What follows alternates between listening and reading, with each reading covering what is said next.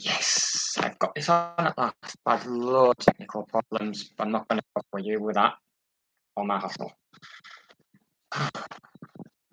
Right, this video is about anti-ego.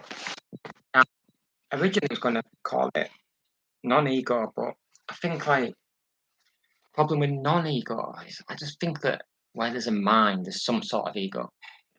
Um, Anti-ego probably gets it across better, and it's more able to be understandable to me.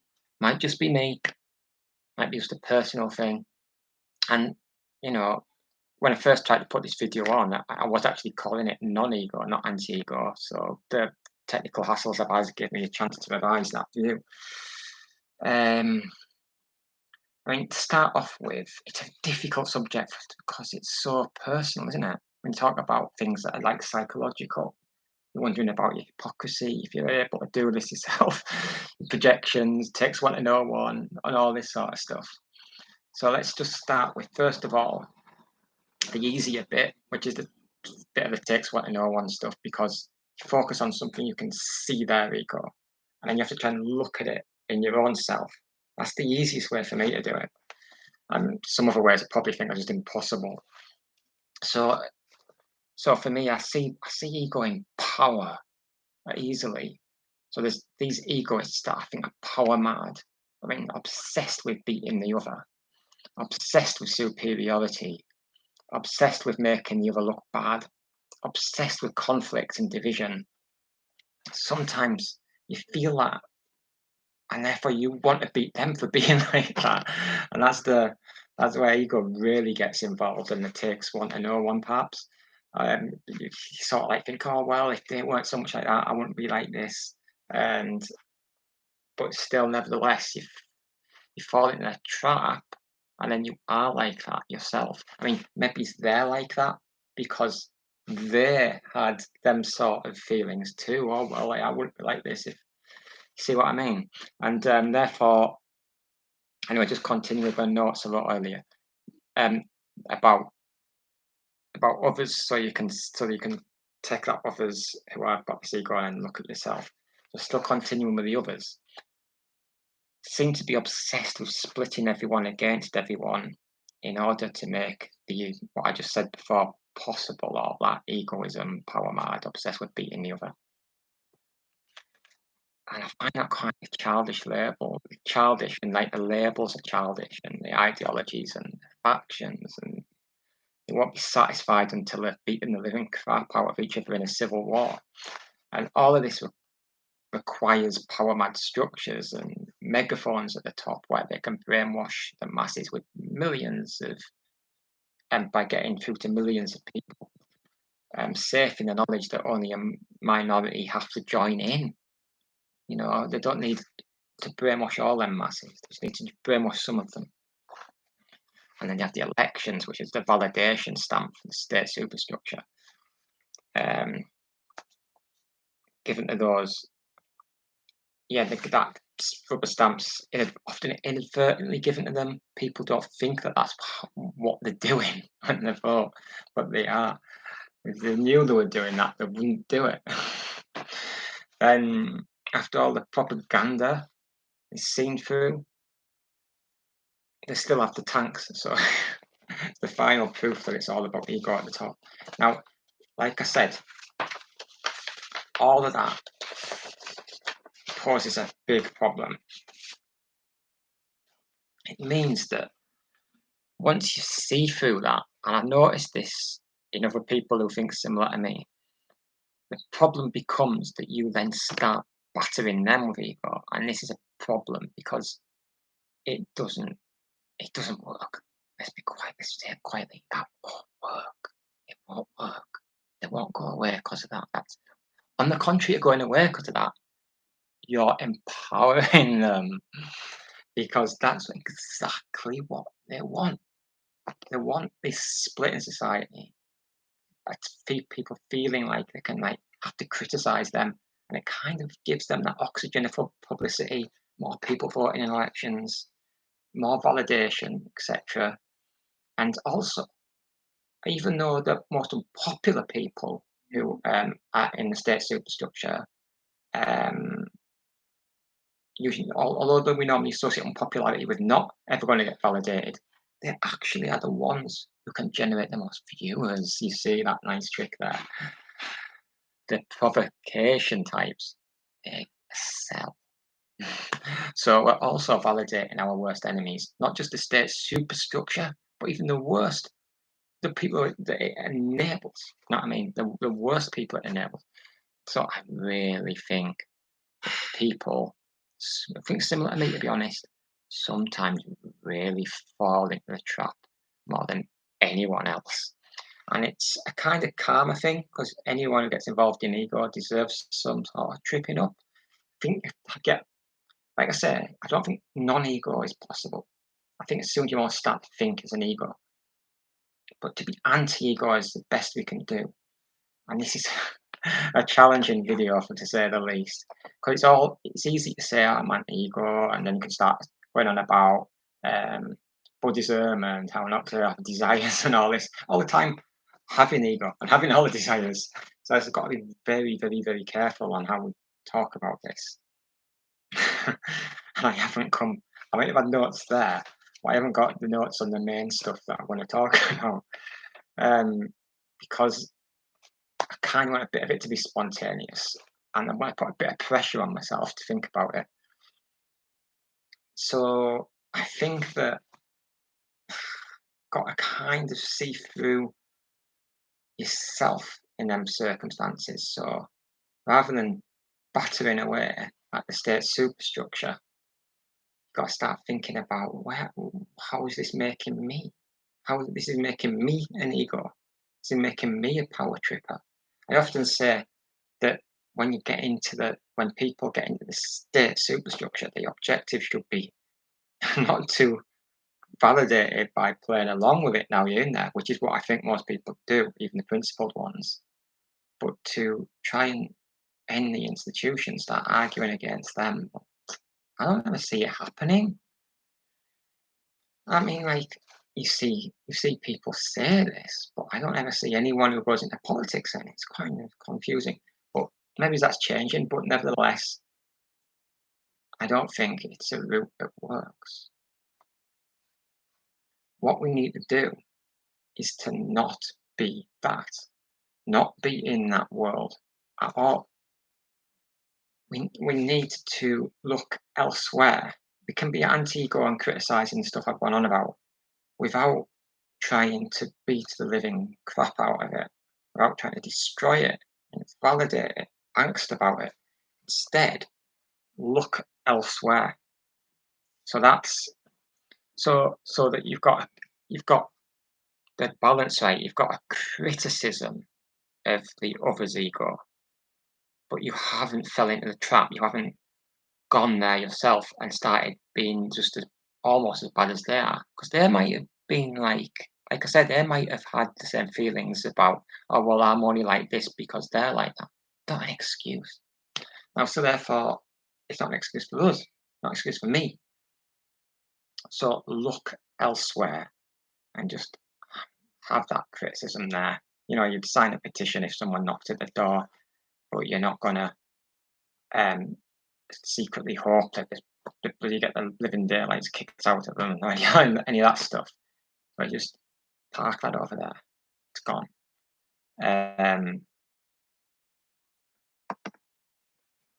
and and move on to this new world where we think as not non-egos, but that is about maybe is the best way of putting it because we can't think of a better terminology for it. So it's seen.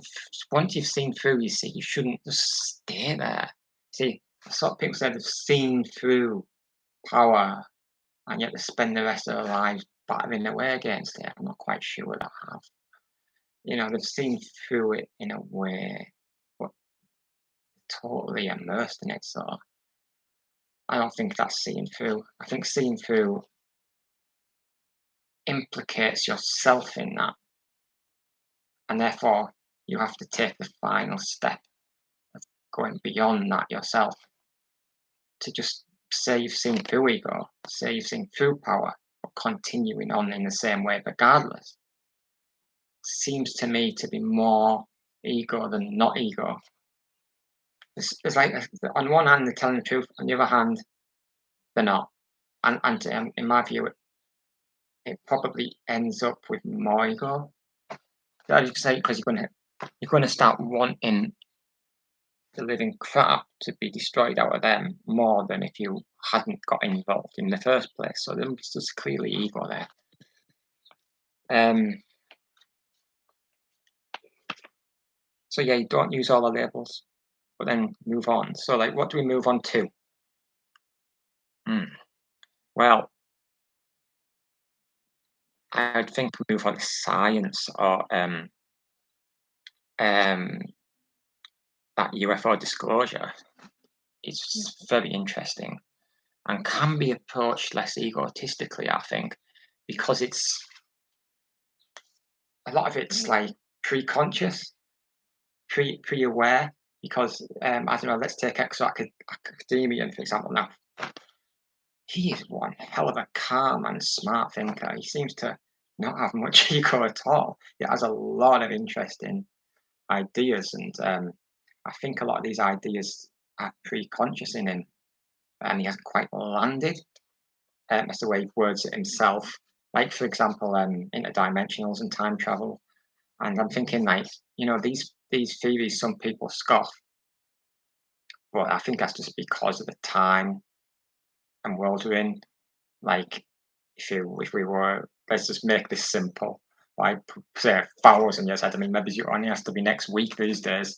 But if 1,000 years ahead, I don't think people would look back and think, "I wasn't Exo academia stupid." If if they're doing research compared, I don't think they'd compare him as stupid compared to the people who call him stupid, which I'm sure there are some, and probably they're not as smart as him. But yeah, I think that therefore you shouldn't hesitate to look into these things really, especially if you're not, if like Exo you say I haven't landed there, then you're really like, then you're just being open minded.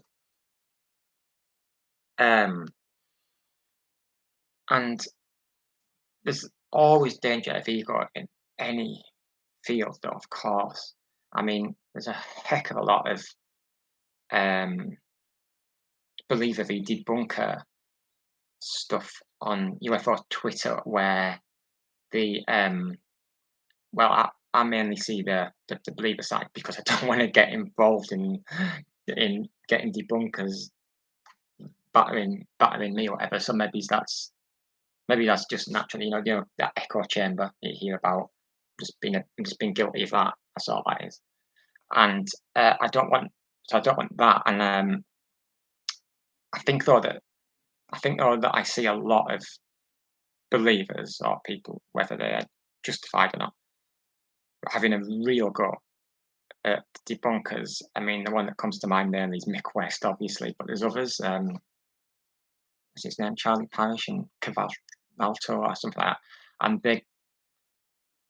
And I think that ends up almost being simplistic in the way they're just battering away. They're not like essays about critical analysis of. Um, yeah, I haven't seen anyone actually say a critical analysis of Mick West debunkers him. No, actually, I have seen something similar to that, but I can't remember what it was. But it's just vaguely in my head. But most 99% of it is just batter. I actually saw a video um, with Mick West and Avi Loeb. And Mick West actually allowed Avi Loeb to just ask his own questions and answers. He wasn't like the character at all. But he sometimes said things that I can see might be gaslighting. Maybe he just when he's doing interviews likes to put on his best behaviour and doesn't go in for the gaslighting.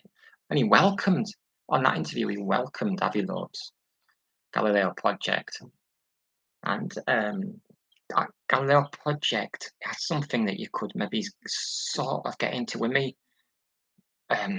Just this thing about when you get into fields, right, and people think, are they smart enough to do that really though? Now, it's an important question. I've got a social science degree. and better wordy stuff, I would actually make a better skeptic just about the way I would come across. Either because it's sort of like uni taught me to be critically analyze. Now, sometimes that is a disguise for just debunking, but nevertheless, I could come across a notch smarter, I think. The believer stuff to me, and it is getting justified now to believe in this stuff because of the legislation going through. I'm better at also ideologies and criticizing ideologies, whereas a lot of the UFO Twitter stuff these days gets bogged down in the similar to social policy, except it's more national security policy. I don't like the detail, like the just like more like the philosophical, ideological stuff. So I kind of end up thinking I'm just like retweeting others who are more into the detail stuff, and I just end up being like what Lou Elizondo calls someone who might want to just get a hobby for 5 years and come back. That I defend myself and I defend my ego on that because it's very frustrating if you're not into this sort of um, build up to the Holy Grail and you're not into it because you're not really in control of it. You're not really driving it. You can't really do anything about it, and it just ends up. I mean, like Lou probably can might think that he's able to actively do something. On one of my other videos, I pointed to the image of Marge Simpson in the car with Maggie Simpson, the toddler, and Maggie Simpson's got a play steering wheel, and she thinks she's participating, but she's not. Obviously, she's not driving the car, and I think we're like a bit like I feel a bit like that Maggie Simpson at times with UFO Twitter. It's just you just hope that the drivers are getting you there, and I think now that is progressing a lot, and I think it looks like it's going to work um, because of this um, legislation and language that's gone through. What's the word I'm looking for? Amnesty for those who might have UAP material, exotic material, and they've been very precise in the legislation about what that means, and it looks very promising. Like, and if they don't conform, it sounds and come forward with it, and they got found out, and there's maybe punishment, legal punishment for them, thinking prison there, and the companies don't get any money. The secret access programs don't get any money, and then if they do come forward, of course, probably look more brilliant. They'll look great, probably. Uh, that's likely to get more whistleblowers, and it sounds like they have had them whistleblowers, according to Christopher Sharp, who whose sources have told him that, which probably comes from actually the insiders and the committees. So I think that is going to probably work. Now, like I said, though, that kind of stuff doesn't really appeal to me in a way of like studying it as such. I'm just looking for the yes, we got it. Yes, we got it. You know what I mean? It's just like it's like so I'm thinking like what would appeal is if we got disclosure and then I can see in a similar way to how maybe many skeptics feel. Who slant maybe it's blurred with debunkers, whether they're skeptics or debunkers, whether it was on the blurry lines of drifting and out. I can imagine some of them who aren't actually wanting this to fail. They're not actually like that. They just maybe, let's say, that for argument's sake, they just don't want to raise the hopes. Expectation management's on themselves, so therefore they slant heavily towards disbelief, in the sense that that's what they're telling themselves to be like. And then let's say though the disclosure comes, and then they suddenly want to come right into it. You know, as much as like anyone on UFO Twitter, and then they would like perhaps want to would probably want to study this in somewhere in one of the fields related to it. And an obvious one I always come up with is the philosophy of science, because that would have been that'd be very relevant to this.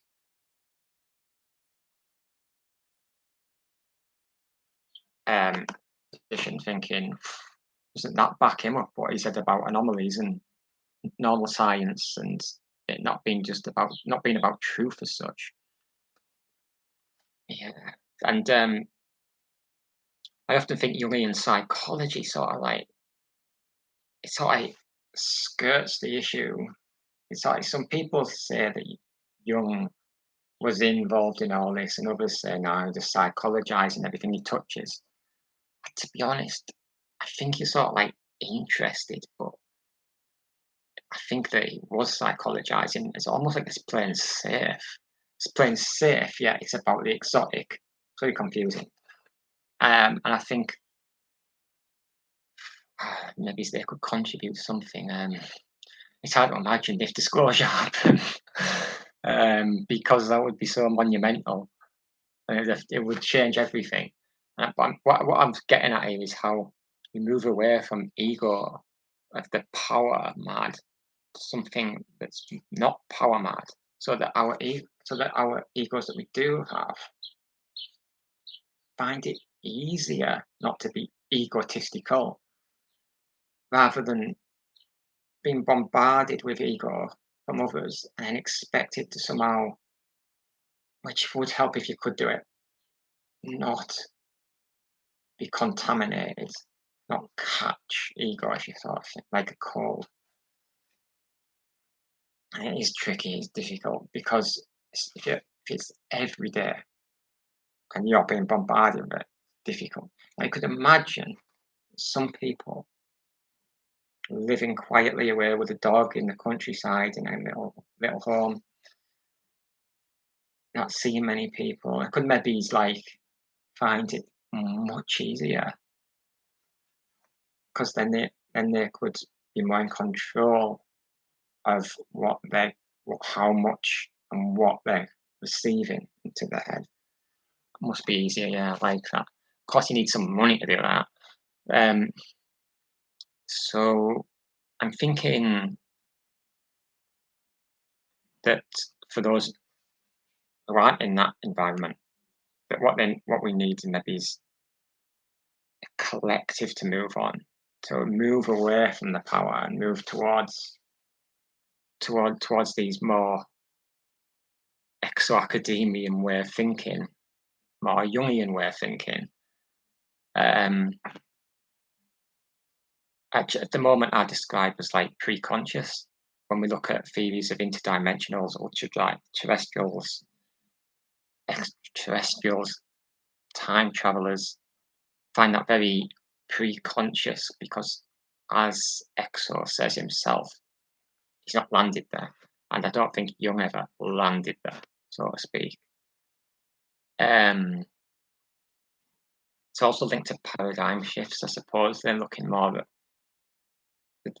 the effect of a paradigm shift in the outer world, a paradigm shift in the inner mind. And it would be excellent, wouldn't it, if that paradigm shift in the inner mind also affected a kind of collective view of the mind, like having moved away from collectively having moved away from an ego dominance to something less power obsessed. That would be beautiful.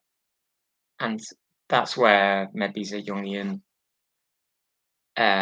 link to Thomas Kuhn sort of thing, coming up with some new narrative there that would appeal for mental health, for our sanity.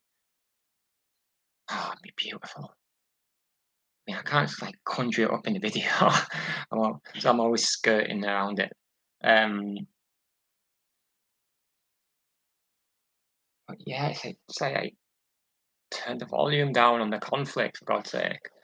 It's okay if you've got opinions, but a lot of times the opinions are confused with identification and then defensiveness about that identification, about meltdowns and being triggered. dissociation or whatever. It's a shame. And society just kind of collaboratively all work together. I mean, then if people then and when I say collaboratively all work together, I like to add that people don't have to at all. Obviously, like I just said about someone in the countryside with a dog, they could just keep out of all of that as well. So as well as not um, being power mad, ego mad, someone might also not want to be contributing. They might just be. I'm a dog lover, so I use that as an example. I might be just happy looking after the dog in the country and looking after themselves. And sipping coffee in the morning and wine on the night. It doesn't sound too bad, does it? But yeah, there's also if people want to collaboratively work together in a different culture where ego is not dominant, that is just a outstandingly brilliant move that we could make. So it stops us having to constantly either fight against being egotistical by being contaminated, or sometimes just falling right in and joining in. That's terrible. And it's just like I just feel like, well, what I'm feeling like now, this second, is like feeling like want to sort of like take comfort with people who think like this themselves. You know, the world is a bit egotistical, isn't it? It's just ripe for them egos who are. Many of them would end up having us in civil war violently, absolutely destroying the living crap out of each other until we just destroyed ourselves in a nuclear war or something. I'm going to end the video there. I know it's a bit vague, but that's because I'm not perfectly. I'm not. I'm trying to be anti-ego, and like I say, I feel there's a lot of people contaminate us. Okay, bye for now.